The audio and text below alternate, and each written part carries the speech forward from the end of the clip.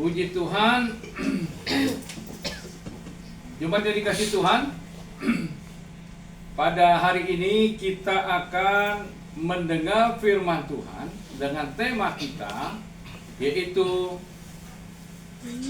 namamu ada di hati Tuhan. Jemaat yang dikasih Tuhan, apa sih maksudnya nama kita ada di hati Tuhan? Kita mesti memahami ya, supaya langkah-langkah kehidupan kita tetap berkiblat kepada Tuhan, tetap berkiblat kepada Kristus, tetap berkiblat kepada Allah. Ya. Kalau dikatakan nama kita ada di hatinya Tuhan, Dia tidak hanya mengetahui nama kita, tapi jauh ke belakang. Ya. Allah tahu masa lalu kita. Dia tahu masa depan kita. Dia tahu sakit hati kita. Dia tahu kebutuhan kita. Dia tahu jodoh kita. Ya. Dia tahu keluh kesah. Dia tahu sukacitamu, kebahagiaanmu, Tuhan tahu. Untuk itu kita baca firman Tuhan dari Pengkhotbah 3 ayat 11. Pengkhotbah 3 ayat 11, demikian firman Tuhan. Ia membuat segala sesuatu indah pada waktunya.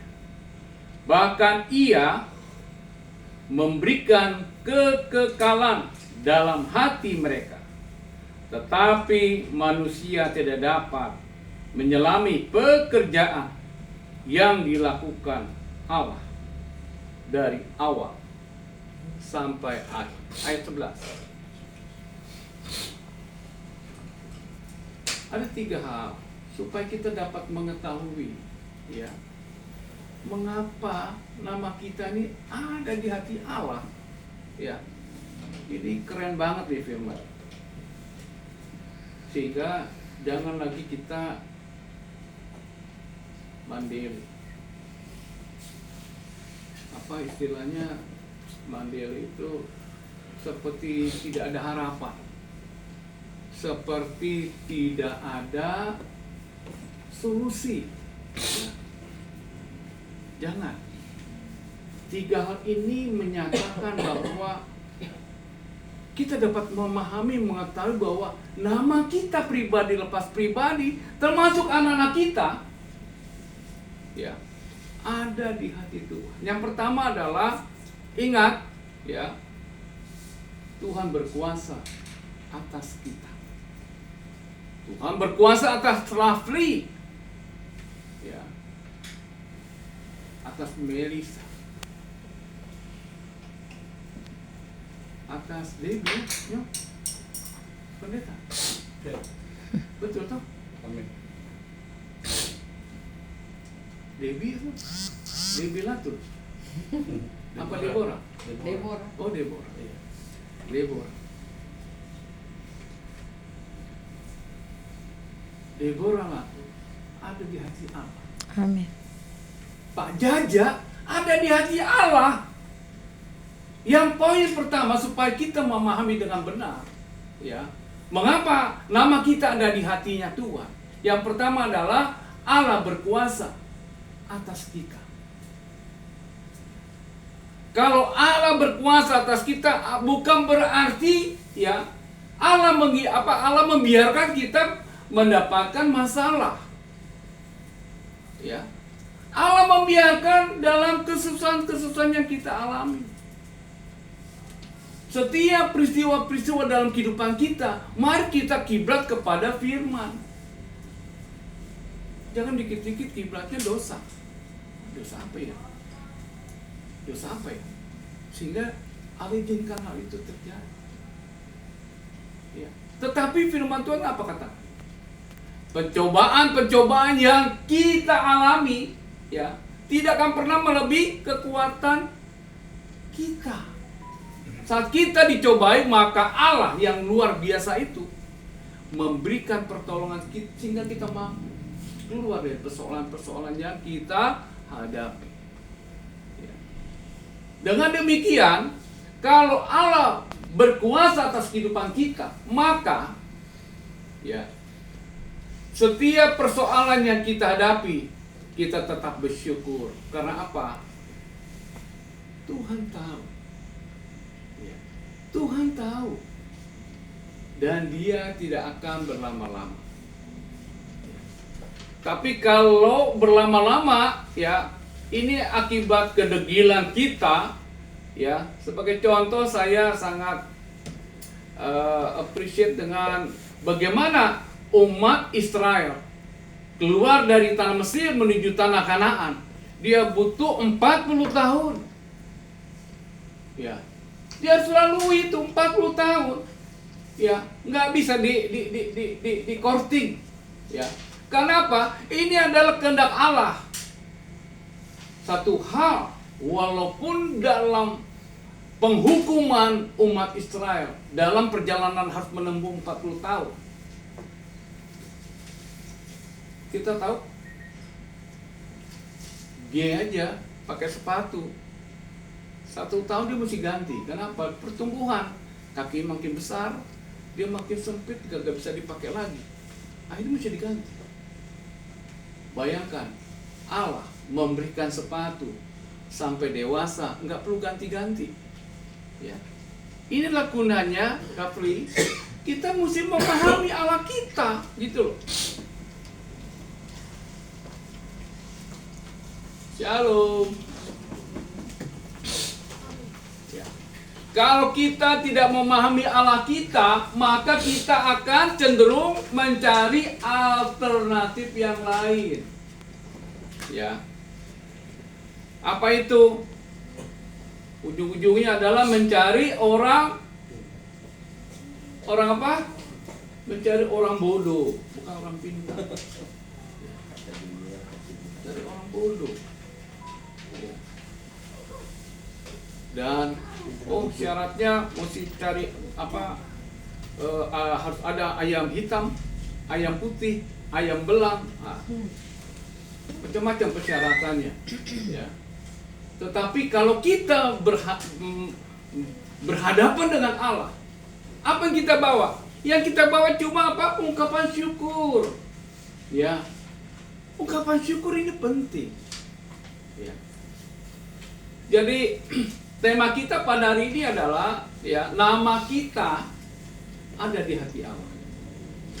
Firman Tuhan katakan, Ia membuat segala sesuatu indah pada waktunya. Bahkan Ia memberikan kekekalan dalam hati mereka. Tetapi manusia tidak dapat menjalani pekerjaan yang dilakukan Allah dari awal sampai akhir.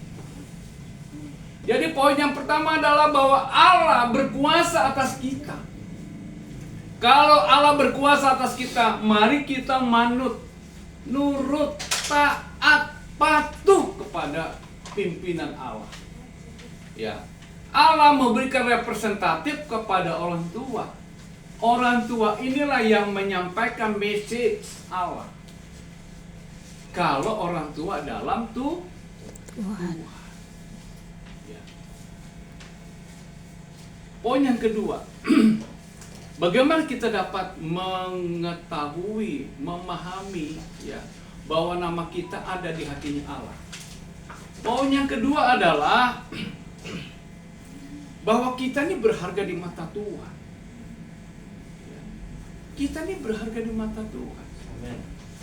Kalau kita berharga di mata Tuhan, Tuhan juga mau kita ini membangun legacy.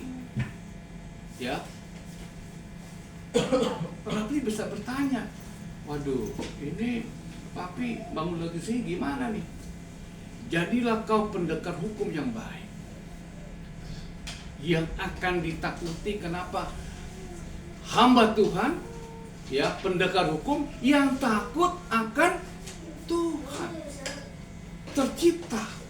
Kau jangan takut, aduh, kalau saya jujur, saya bagaimana bisa beli mobil?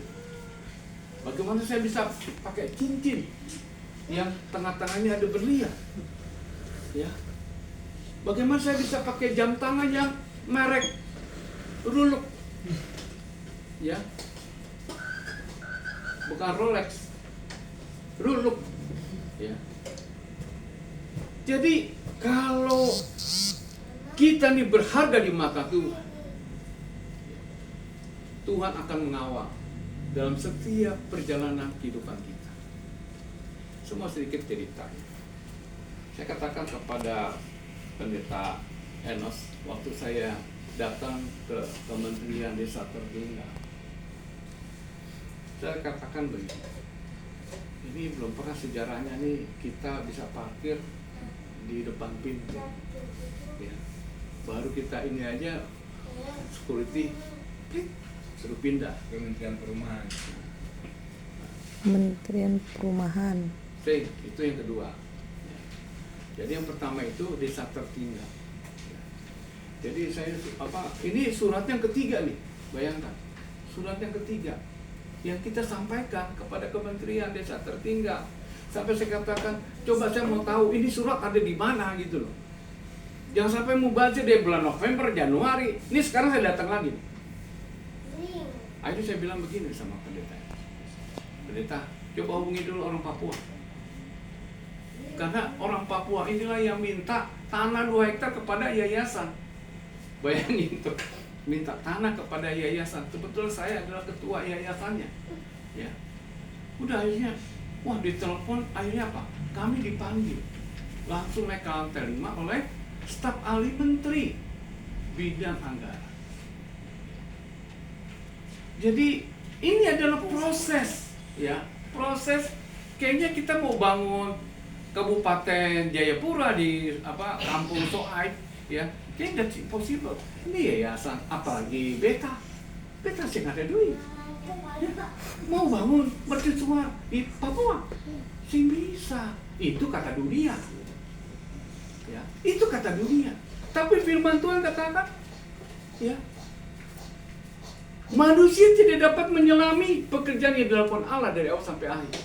Ini beta masuk dalam rancangan Allah. Dunia nggak bakal memahami apa yang Allah sedang rencanakan melalui beta sebagai hamba Tuhan untuk dipakai menjadi alat Tuhan.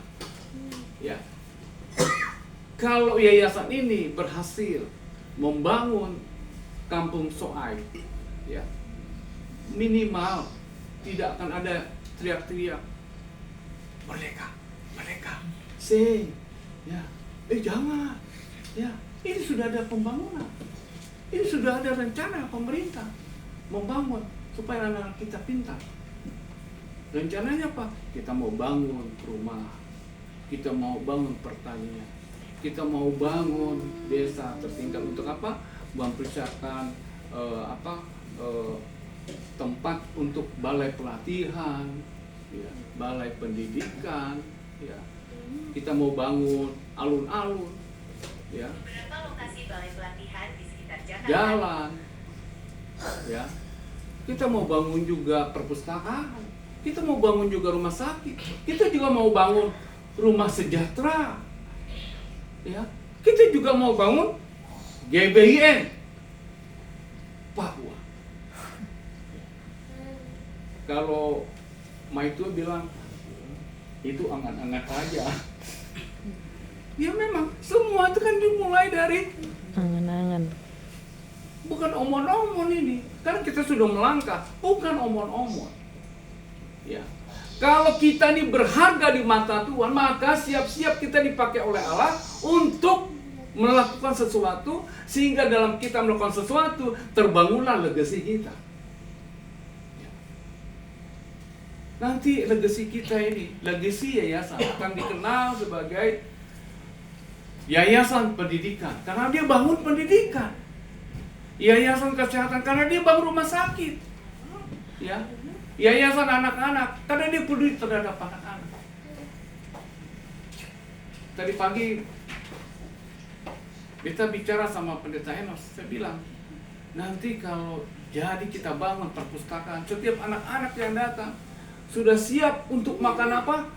Makan donat dengan susu. Supaya pikirannya tiap hari, wah saya mau ke perpustakaan, saya mau ke perpustakaan. Kenapa? Ada susu dan donat. Itu yang merangsang untuk apa? Anak-anak bangkit, ya, dengan pendidikan yang luar biasa, ya. Papua bisa mandiri. Papua kalau dia mandiri, ya, ini terus terang aja nggak banyak orang yang mau peduli, yayasan atau ormas atau apapun, jarang yang mau peduli. Kenapa? Dibikin bodoh tanah Papua. Kenapa? Sumber daya alamnya luar biasa. Tapi kalau kita mulai dengan pendidikan, dia bisa menentukan. Ya. Dan saya bernubuat di tempat ini. Kelak tanah Papua, orang-orang asli Papua akan menentukan siapa yang menjadi pemimpin bangsa. Amin. Kalau dia benar-benar sungguh-sungguh mau berubah, gitu.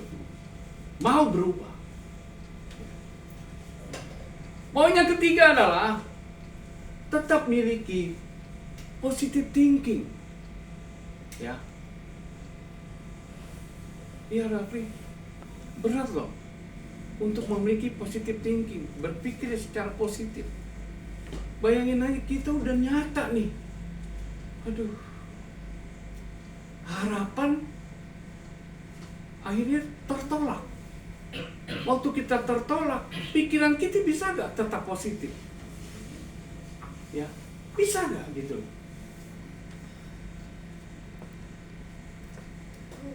Rafael, janganlah begitu, bokap nyokap. Ini beta punya IP 4.0. Bapaknya kaget dengan cerita. Ini dahsyat. Jadi kita percayakan anak kita ada di sana, jangan kita berpikir yang aneh-aneh. Ya kalau kita sempat berpikir yang aneh-aneh, sempat kejadian, nanti Tuhan bilang, lo kan berpikirnya kan jorok. Nih, kenyataannya begitu sesuai dengan pikiran. Ya. Makanya kita tetap mesti berpikir positif. Ya. Anak-anak kita mesti punya satu masa depan yang penuh harapan, sesuai dengan firman. Ya. Tapi kalau kita sebagai orang tua, ya, nggak nyender kepada firman, nggak nyender kepada Tuhan, mengandalkan, oh, tiap bulan saya dapat sekian. Ya. Firman belakangan. Ya. Firman belakangan. Ya. Mengandalkan kekuatan sendiri. Memang selama ini perjalanan mulus-mulus aja. Ya. Di era Melisa masih kecil, dia belum melihat bagaimana perjuangan papinya. Uang 10.000 tuh berharga banget. Ya. 10.000 tuh berharga banget. Makanya kalau ada ya, ada yang minta tolong karena hepengnya nggak ada, waduh, saya langsung ingat kepada saya gitu loh. Bagaimana saya yang jangan dong hepeng, no money, ya. Jadi saya akan berusaha semampu mungkin untuk berbagi, ya, semampu mungkin kita berbagi. Jadi 3 hal ini menjadi perenungan kita, ya. Kalau nama kita ada di hati Tuhan. Kalau nama kita ada di hati Tuhan, yang pertama adalah ingat, Allah berkuasa atasmu. Allah berkuasa atas anak-anakmu. Ya. Kau bisa jaga adikmu? Bisa jaga gak? Nggak bisa. Presiden aja punya anak. Ya, presiden dia punya pas pampres, bisa kecolongan. Ya, itu yang punya, waduh, perlengkapan satelit, waduh segala macam, bisa kecolongan. Makanya kita mesti bersandar kepada Allah. Kita mau bersandar kepada siapa? Kita terbatas. Ya, kita bersandar kepada Allah. Saya selama ini nggak pernah was-was tentang Melisa. Kenapa? Saya bersandar kepada Allah. Saya percaya ada malaikat Tuhan menjaga, mengawal. Jadi Allah kita berkuasa atas kehidupan kita pribadi lepas pribadi, keluarga lepas keluarga. Ya, Allah berkuasa terhadap seluruh keturunan kita. Ya. Yang kedua itu adalah ingat, kita ini berharga di mata Tuhan. Kalau kita berharga di mata Tuhan, mari kita lakukan sesuatu. Menandakan kita ini adalah representatifnya surga. Kita ini adalah duta-dutanya Allah. Jangan kita, ya, kalau kita lihat negara kita nih, aduh ampun. Apalagi udah gajinya ratusan juta, kok masing-masingnya korup gitu. Negara kita ini hancur.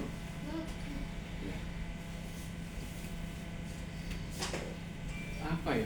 Jadi ada 45 negara, kita ini negara 44. Ya. Saya nggak tahu nih, ini korupsinya atau apanya nih? Apa pendidikannya? Ya. Oh ya, pendidikannya. Ya. Pendidikannya ada 45 negara, kita ini nomor 44. Lu bisa bayangin nggak? Ya, kita memiliki sumber daya alam yang luar biasa, ya. Tapi kita pendidikannya nomor 44. Ya. Jadi kalau kita ini berharga di mata Tuhan, mari kita lakukan sesuatu. Tanda kita mau Tuhan, saya mau pakai satu. Pakai satu.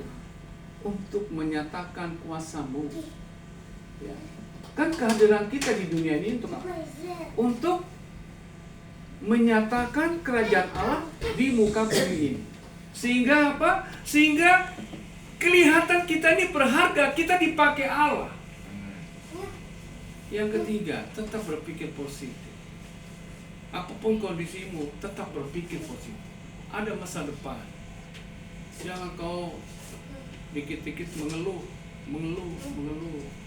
Ya.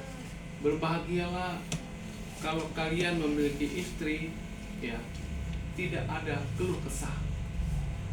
Berbahagialah kalau kita punya istri yang mendukung, mensupport. Apalagi kita sebagai pendeta, hamba Tuhan, ya, saya nggak ada duit. Ya. Itu istri yang menikahi hamba Tuhan, itu istri yang nekat. Nah, iya. Itu kan, coba bayangkan kalau dia nggak nyantol kepada Allah, lu mau nyantol sama siapa? Lu nyantol sama konglomerat, lu jadi penjahat. Iya, berbahagia. Apalagi kata firman Tuhan, aku akan memberikan pendampingmu yang sepadan.